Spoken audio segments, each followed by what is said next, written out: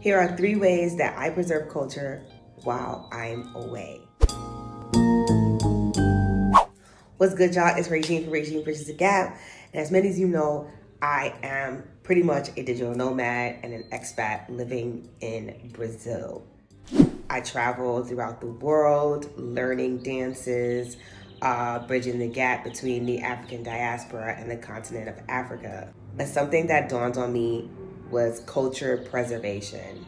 No matter where you go, you are going to lose a piece and a part of your culture. I can't avoid that.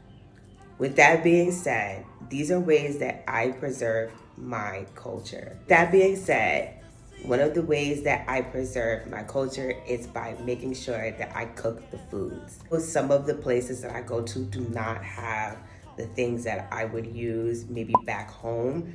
I still at least try to create or recreate or fuse the foods so that I'm still making it. It won't be traditional, but it'll be very, very close. Another way that I preserve culture is by sharing culture. Now, I know that sounds weird, but you're like, well, why aren't you gatekeeping?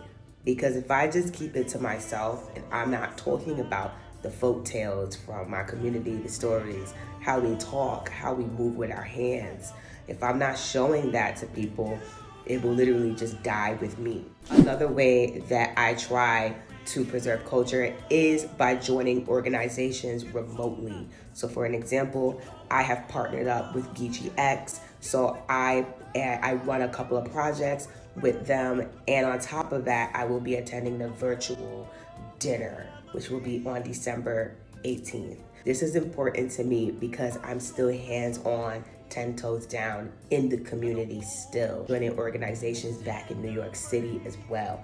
So not only am I a part of the Gullah Geechee community, I am also a part of the New York City arts community specifically.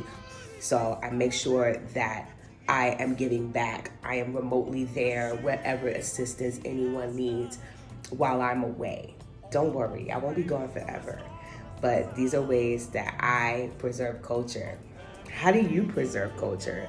Comment below and let me know how you preserve culture. Maybe I can learn something from you as well.